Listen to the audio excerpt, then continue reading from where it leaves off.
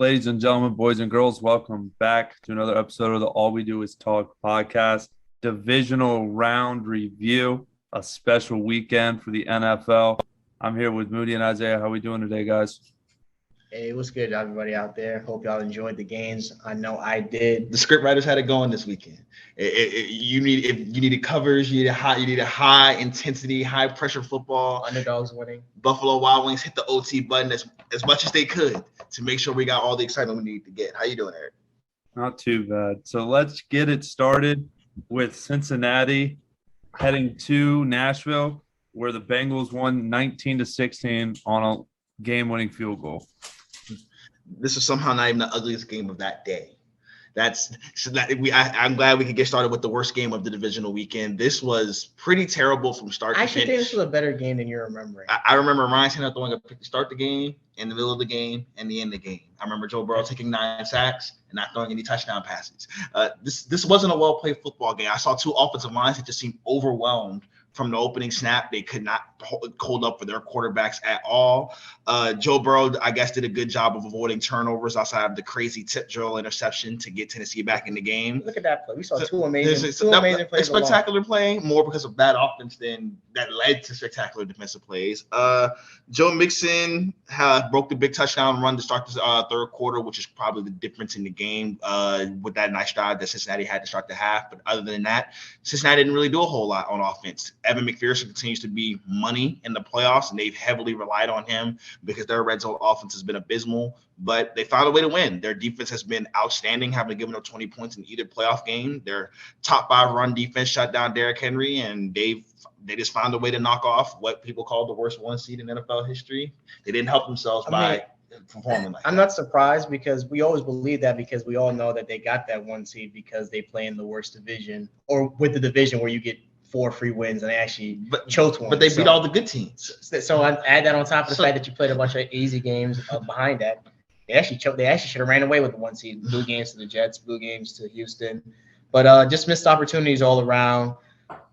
Ryan Tannehill with the terrible interceptions. I'm going to say the first one right away. They come out right away, play action pass. He's forcing it. So game's practically over from then. And then Tennessee's defense just kept holding, kept getting to Burrow. They were the best unit on the field. This is one of the instances where I'll say I think Tennessee was the better team. They choked this. Yeah, they choked this. Derrick Henry actually didn't look better than Deontay Foreman. They probably should have been running Deontay Foreman because he was healthy and Derrick Henry was coming off injury. Apparently, he didn't even practice in full. He just was there in practice. Tennessee's going to look back and be like how they blew a season like this way. Everything's open. The Tom Brady's and the Aaron Rodgers are gone. The Josh Allens are gone too. So they had a chance, but they made way for a better quarterback. That's what it looks like right now. We clearly know that now. We could put Ryan Tannehill back with Derek Carr. Joe Burrow's jumping. He's jumping those guys, but tough for Tennessee because, I think they still got good young players on their defense and offense, but maybe Tannehill has peaked. Maybe Derrick Henry as a running back is where he started getting hurt. Might be. Maybe no Arthur Smith. Maybe. So they've peaked probably. This is probably the peak. They tried. We'll always remember the run they had into the AFC Championship game. They ran into the best form of the Chiefs, and that's tough. That won't be the first people that the Chiefs denied from winning a championship. Oh, and as for the Bengals, they played pretty mediocre on offense. Joe Burrow took a lot of bad sacks, but Jamar Chase made plays. Yeah. Joe Mixon. Yeah, the defensive line for the Titans absolutely made Joe Burrow feel their presence. It was unreal, the pressure they were getting on Joe Burrow. But Joe Burrow still did enough. Like, he was still efficient. He was 28 for 37 for 350. Still moving the ball. But, the great rookie kicker. I think he had the highest percentage of 50-plus kicks this year, if I'm correct. He's been money all year. Which is weird because I remember him for the Green Bay game where he missed a bunch of kicks. Only Green Bay wins games like that in the regular season. But yeah, a great pick by me to get a little bit ahead out in these playoff picks. I have another one coming up later that I'll be more correct, but good for the Bengals. They'll have a rude awakening this week, but good for them to reach the AFC. All right, let's keep it moving. We'll go to the frozen tundra of Lambeau Field, where the 49ers beat the Green Bay Packers and Aaron Rodgers 13-10. There may be one guy in the league who could rival winning playoff games while doing absolutely nothing for his football team than Tom Brady. It's Jimmy Garoppolo. Same scheme, same from the Bill Belichick era. He knew what he was doing. Tom Brady taught him the secrets because there's just no way. It doesn't make any sense that San Francisco got out of here. They didn't do anything on offense from the opening kickoff until the end of the game, pretty much at all. Deebo Samuel made his couple of spectacular plays. George Kittle caught a play or two, but other than that, they really showed no ability to do anything on offense. Jimmy was inaccurate. He was shaky. He turnover-worthy plays. You name it, he was out there, including a turnover in the red zone. You name it, he didn't play well at all in this football game. But luckily for him, they were rivals. There was someone playing worse on offense in that game. Luckily for him, the Green Bay Packers showed up and decided to just choke away a game that was just well in hand. There's never been I think that 7-point lead they had felt like 25. Honestly, you never for a second believed that the Niners were going to be able to drive down the field and put the points on the board. And they didn't have to, because as the elephant in the room, the worst special teams performance in NFL postseason history. Yeah, 2 blocks, one on each side of the ball. The field goal that would have put them up 10 that would have practically ended the game, and the punt block that tied the game and basically won the game for the San Francisco 49ers. This was as tragic of an ending for the last dance, as they called it, in Green Bay.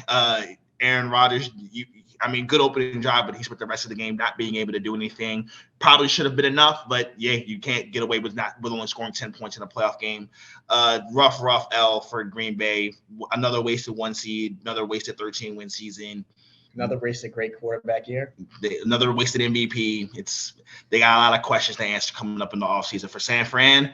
2 playoff wins on the road with Jimmy Garoppolo not doing a whole lot to contribute to it. It's Kyle Shanahan continues to pull off miracles like this. Jimmy can win at home. He can win on the road. It doesn't matter as long as he's starting at quarterback. San Francisco's arguably the best team in the NFC. That's just the way the record has held out.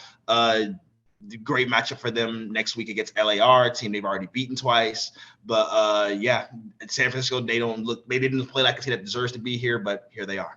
Yeah, so I'll start with San Francisco because they won and they deserve it. The credit. I mean, they barely made the playoffs. They got in on the last week of the season, so they practically been playing playoff games 3 straight weeks. Mm-hmm. Eliminated the Saints, eliminated the Cowboys, but this one is the most impressive.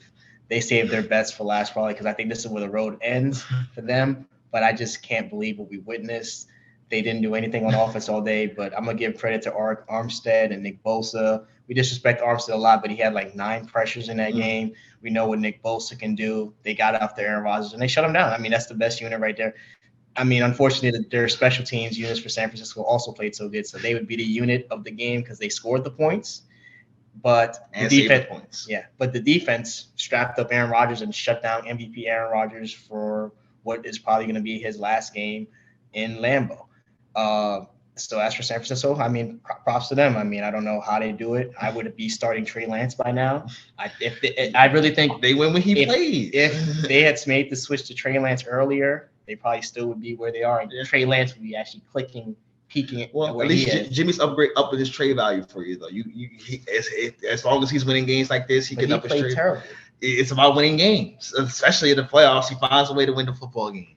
And that's for Green Bay. I mean, first I got to say, before Michael Vick, Donovan McNabb, and Eli Manning went into Lambeau and broke the walls down, Green Bay had never lost a home playoff game in Lambeau from the whole beginning of the Super Bowl era into the early Brett Favre era. So, I mean, something's changed on that building. It doesn't carry the same mystique. People go in there. I'm going to say Eli Manning, he's going in there back to back practically.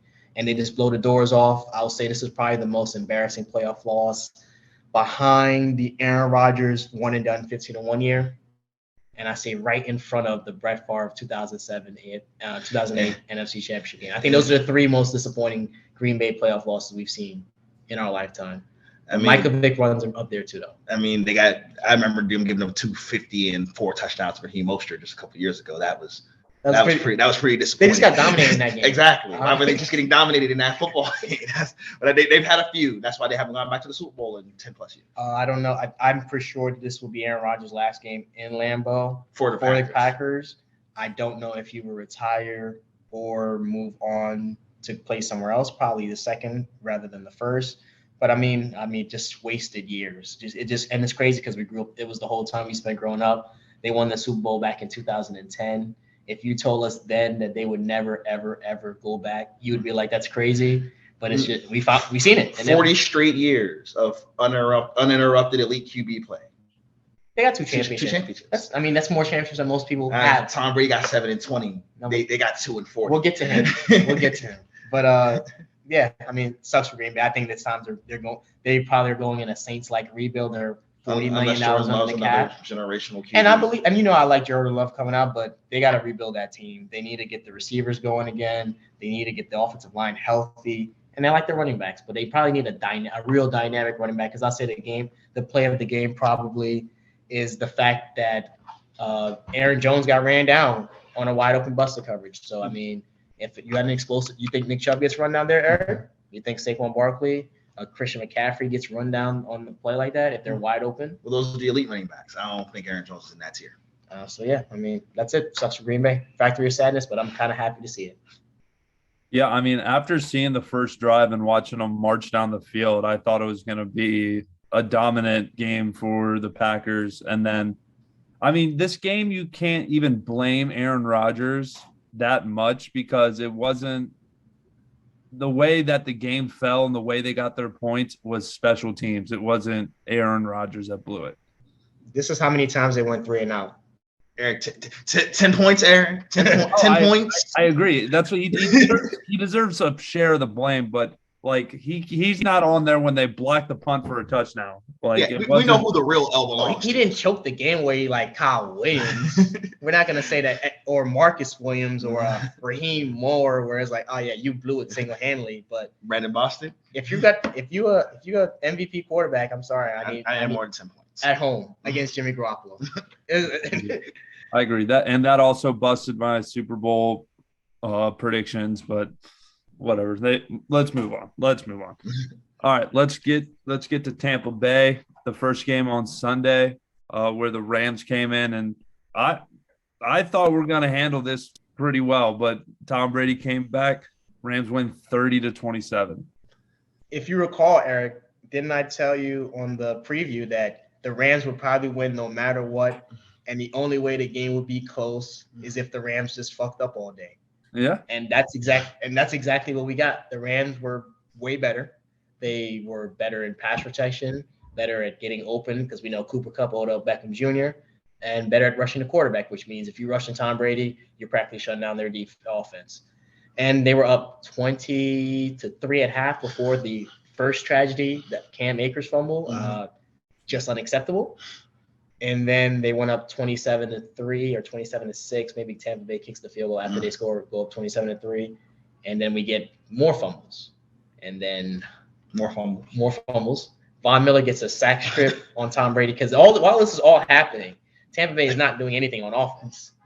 And Von Miller gets a sack strip, and then Matthew Stafford snaps the ball way past him, which, hey, in every playoff game we've ever seen that happen in, L's usually happen after that, and it was looking dangerous.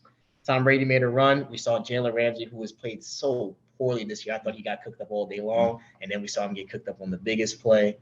But, I mean, the props has to go up to the connection of the year, Matthew Stafford, Cooper Kupp. Probably can hand him co-MVP, how well they worked in this game. I mean, great fight for Tom Brady. I believe this will be his last game. That's what all the things are pointing for, as crazy as that sounds.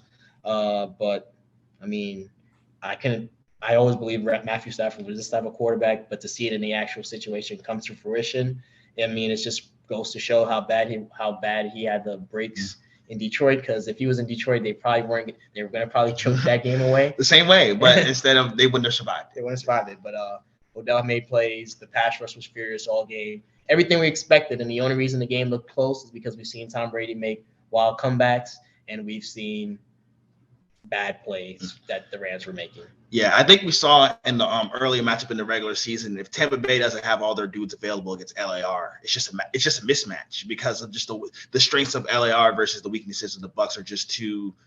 They match up too well for the Rams. For Tampa Bay, that was one of the worst 3 quarters of football I think I've seen a team like a Tom Brady-led team Lots play. of penalties, turnovers, penalties, poor protection up front. They look like a team. They just look like a team that didn't want to show up and play good football. They really, really struggled to find any sort of rhythm outside of Aaron Donald and Von Miller just wrecking the game plan with their pass rush. They just a lot of shooting themselves in the foot and beating themselves early on, which allowed the deficit to get as big as it was. Furious comeback in the second half thanks to mostly the Rams folding on themselves. But Tom Brady, it's hard to beat Tom Brady. Tom Brady don't go out like that. He doesn't get blown out. No matter what happens. He didn't force any of those fumbles. It don't matter what. I didn't say he did.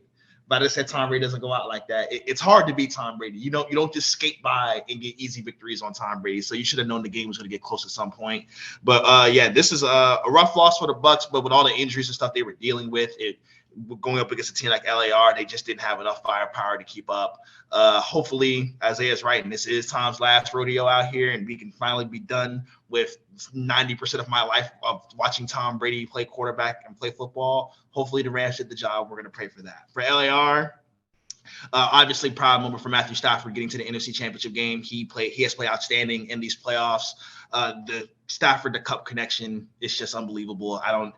People have yet to show the ability to guard Cooper Kupp at all. And every time Stafford needed a big play, he just closed his eye and chucked it downfield to Cooper Kupp, and he was running wide open.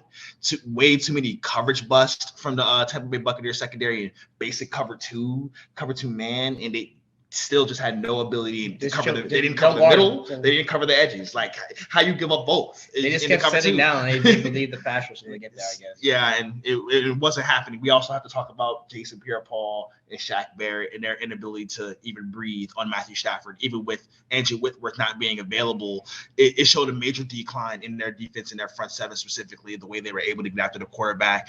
And they had to rely on blitzing. And you can't blitz the Sean McVay, Matthew Stafford, Cooper Kupp offense. It's just too lethal to deal with. Big win for the Rams. They're obviously all their moves are looking like they're working out for them. Odell, Stafford, Von Miller in the playoffs, they've all shown up and shown out, and all they got to do is beat the one team they haven't beaten in years. As for Tampa, it doesn't really matter where they go from here. They won the Super Bowl last year. But if Brady's out, they just go back to being the second year, so we can all be happy. They've peaked. They're going to be the Saints, Packers, which when you go all in, you want to win. So we're going to see if the Rams they're going all in. They better win, or you end up like New Orleans. Yeah, I had the same thought in this game as you, Moody, where the strengths of the Rams just matched up perfectly with the deficiencies and the injuries of the Buccaneers. And you didn't get any interceptions from Matthew Stafford, which is huge to see him grow and still be productive in the postseason. As for the Bucs, I don't know, man. I just think they were hurt. They lost so many weapons.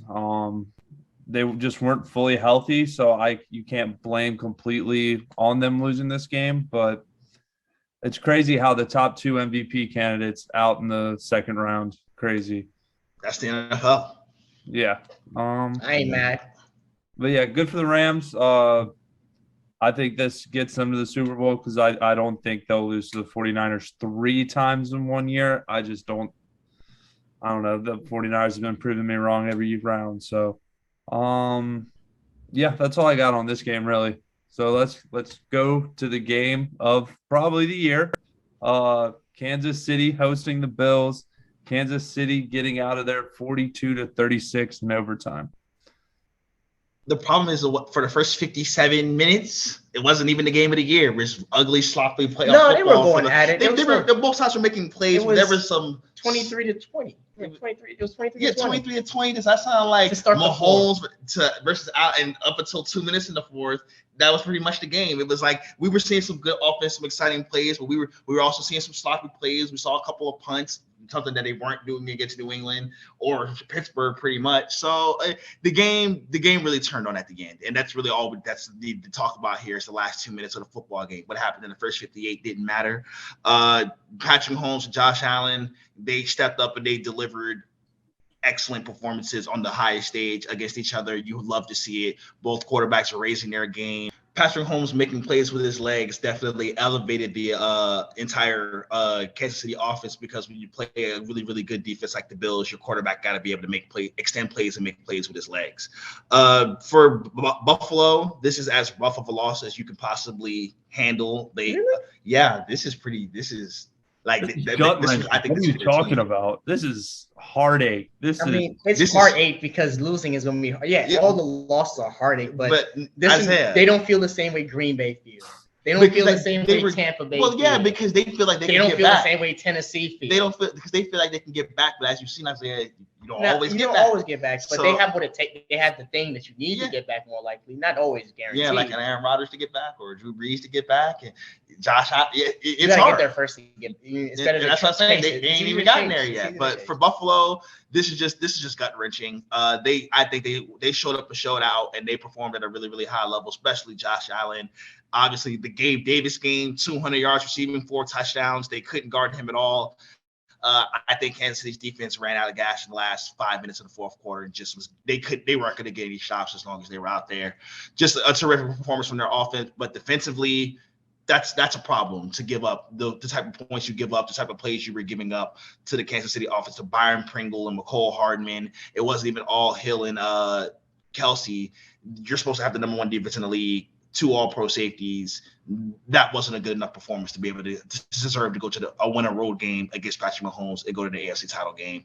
I know we're talking about the overtime rules, but giving up 45 yards in 13 seconds to get them in the field goal range, it just can't happen. It simply can't happen if you're expected to be a championship team. Their defense was playing like they didn't have any timeouts. Just keep them in the field. Just sagging off. Just casual. And Tyreek Hill just got 25. Oh, okay, we're fine. Oh, Tyreek Hill Travis Kelce just got 35. Oh, okay. Oh, we're not fine no more. No, now we're checking the field goal. Yeah. Wait, they had timeouts? They had all 3 timeouts. Like, it wasn't like they just had 1 or 2. They were so afraid of giving up the 80-yard bomb for the win that they said you just have 3 and hopefully we can get out of here in overtime. And that's not what happened, because unfortunately in overtime, the coin flip makes all the difference, especially in the playoffs. You rarely ever see the ball again. I think the stats like 7-2. Exactly. For the Chiefs, just Mahomes showing that he's still number 1. He's still the top guy. Josh Allen gave him a hell of a fight, a hell of a challenge, but he just made more plays. Getting a field goal in 13 seconds is just unbelievable. But the entire game, especially in the fourth quarter, I thought he was just dynamic, taking over the football game. He used his legs, like I said earlier, obviously still making big time plays with his arm down the field, took what the defense gave him. He was just excellent all around the entire football game. Shout out to him. There's a reason why they've been in 4 straight AFC Championship games, because they traded up and got the best quarterback in the world. Hosted 4 straight. And because he's the best QB in the world, and he's the best player in the league. And as long as they have him, it's going to take a lot to knock them off. I mean, to start with, I guess we'll start with Kansas City because they won. I'm first start with the winner first. First, the game was everything I expected. Before Tyreek Hill scored his explosive touchdown to tie to give Kansas City their first lead, I looked at Moody and I told him I could easily see Kansas City scoring, Buffalo answering, Kansas City scoring, Buffalo answering, and then Kansas City kicking a field goal with extremely little time. And everything I expected from this game is what we got. It's literally the repeat of the game they had against the Pats a few years back, the first year Patrick Mahomes started. Except imagine both quarterbacks playing perfectly. So no bad Patrick to start with to match Tom Brady's bad to start, and a better ending because both quarterbacks just played perfectly. I thought Josh Allen matched Patrick Mahomes as well as he could. Unfortunately, the overtime rules are what they are. I mean, it's don't tough. Give up a field goal in 13 it's seconds. Tough. You can't complain about it. You shouldn't have gone there. It's tough because in the end, I've always said that because they lost Trey White, that was going to be the piece that in the end was the nail in the coffin. Because against the Kansas City Chiefs, you need a Trey White. And Levi Wallace is a good 2, not a good 1. Teron Johnson, good slot corner, not a solid, reliable 2. And so in the end, that's not surprised that they struggled to stop Kansas City because Patrick Mahomes is the best quarterback. And him and Josh Allen were just all one that day. I guess I ain't mad. That's what we wanted to see. I think it bodes well for my ranking that I ranked both of them as the top 2 quarterbacks, and Aaron Rodgers flopped out this week, so I feel good about myself in that case. But, it's tough for Buffalo because I just don't know how well there's just so many ways they probably could have played that 13 seconds better. I just don't know what those ways are. I heard that you could have do the squib kick, but what if they just take fair catch it? Or what if they Just let give it a bounce So to little the you end saying zone? they was giving up the field goal no matter what? Huh? Have some sort of press. Like they were just like, oh yeah, you can take this 15.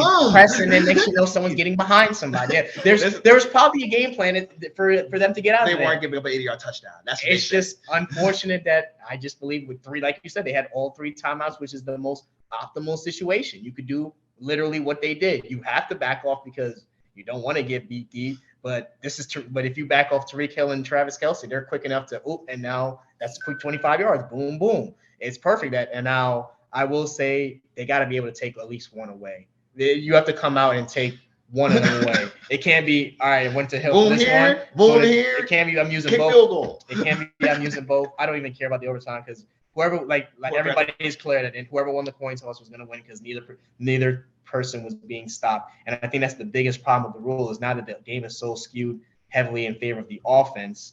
Now it makes the overtime coin flip something that kind of meaningless. I mean, it makes it predictably based on just having a coin flip, which isn't fair, but it's 2 parts of the game. And the Bills do have pretty good defenders, but like you said, all those defensive players were probably gassed by the end of the day, running around trying to chase down Josh Allen and Patrick Mahomes, who probably were the most elusive people walking in that game. They missed tackles and made plays all day long. This game was just. It was everything. It was everything. I don't feel Buffalo could just hang their head knowing they gave a great fight. I mean, they've got the young quarterback, so they've got next year. I know it's hard to say that, but they've got next year. But also you find out that next year is harder, and he's on the contract's kicking in. But so is the contract from Mahomes, so they're all going to be living under the same circumstances. They just got to be scared that Joe Burrow and Justin Herbert are behind, so they have to chase off those guys with better teams in the future. But this game was everything we needed. That's all I can say. Sucks for Buffalo. That sucks that somebody had to lose because that's just the rules. While these guys are throwing touchdowns and running touchdowns all day, guys like Jimmy Garoppolo and Joe Burrow going to the next round, they didn't score a single touchdown. They weren't responsible for a single touchdown in their games, but that's just the game's cruel. Yeah, for someone who had to work on Sunday and didn't get back till about 8 minutes left in the game, this game was fucking sick. This game was awesome. I was so hurt that I missed the majority of the game, and then they made it up for me hands down. But yeah, definitely. I mean, I don't know how the Bills should feel, honestly. I would feel sick to my stomach, but I don't think they should change the overtime rules at all. Maybe for the playoffs, like for like regular season games, keep the same for like time frame and all that stuff. But when it comes to the playoffs, like I think each team should have a say in if they're going home or not. So I don't know. I think, but you got to remember, they do have a say. Your defense is out there, and if you do stop them, I completely agree. Nah, I do think you should always you should get the answer. I think you should get the answer whatever the offense does. But hey, I don't give up a field goal in 13 seconds and end up in overtime is the real story. The problematic thing that I do agree with is that if you give the ball back to the other team, if you've kicked your extra point, they're probably going down the field to go for 2. Okay. But then you screw the first team because don't give up the 2-point. You're saying don't give up a touchdown. Don't give up a 2-point conversion. But you know how that finesse happens. You know that's the number one way to finesse that, which would make the game more exciting. But you're gonna still feel bad for that other team because like, oh wow, if they knew that they were gonna go down, you got 2 chances to get stops and you didn't get the job. You didn't get the job done. It's tough. But continue, Eric. I mean, that's really all I had for this game. I mean, Josh Allen performed incredibly. I would say he outperformed Patrick Mahomes, but Patrick Mahomes got the win in my eyes. I just think those 2 like go-ahead touchdowns were just big time. Like the 4th and 13 touchdown was insane. I think I give them both A+, and that's why they didn't get stopped. I thought this was the best, most well played on both sides from both quarterbacks playoff game I think I've seen in my life probably. Yeah, I can't think of a better one actually. It's a great argument to be made for that. Which made it all so awesome because you saw like me and Eric predicted like they would when the clock dictated that they had to score in fast successive ways. They did it whenever they needed to. That's what they did. So I wish They just came out and just played 7-on-7 all games. I want to see where they could have gone. Well, what about those all-pro safeties that we were talking about? Those they're the number one ranked defense, number one in points. Like no stops. And why wasn't that taunting? I guess in the playoffs when it's time to the Kansas City, that's not taunting ain't taunting no more. But whatever. Do you think a ref was keeping pace with Tyreek Hill enough to see that he's giving up the deuce? Everybody named Mama saw those two fingers go up. Everybody was running behind Tyreek Hill. But everybody was running behind. Everyone saw Tyreek Hill do this. Everyone saw. Because he held it for a long time. Holding pole. He did it at the 20-yard line while Matt Milano was still trying to run him down. No chance. 2 more touchdowns happened after that. What a game. What a football game. Yeah, I think we're all still drooling because how amazing it was. If you didn't see it, go watch it because it's probably not when NFL Game Pass do it illegally because that's just a waste of money. I'm sure it'll be on NFL Rewind on the NFL Network sooner or later. It will be. It probably has already been ran on repeat at least 3 times. But an amazing game, an amazing weekend. Everything that we got, I mean, is good as long as that game alone at the end makes up for how lackluster offensively the rest of the games were. So we got a bunch of nice tension all the way through. We saw people folding, which you always don't see in the playoffs. I mean, how y'all feel? Do y'all believe this was the best week of divisional football we've seen? I think it's the most competitive, as I've said repeatedly. But Bengals Titans was awful. Green Bay San Francisco was even worse, and LAR was just a blowout that turned to what Atlanta almost turned to an Atlanta-like choke job. So we'll say that Chiefs, Bills carried the day and put some makeup on a pig. That's what I'm going to say about this divisional round weekend. Eric? Yeah, I would say we got an all-time game. I don't know if I would I would need to do my research on other divisional round days, but I mean that game was definitely an all-timer. But yeah, I mean, now we wait for the championship Sunday. Yeah, we'll be back with our picks for that. But I mean, I hope everybody enjoyed because this was it's not gonna get no better than this. This is a peak. If they top this, I don't know how they can. If they top this, I'll be pretty impressed. Eric, I catch you though, buddy. All right, my man.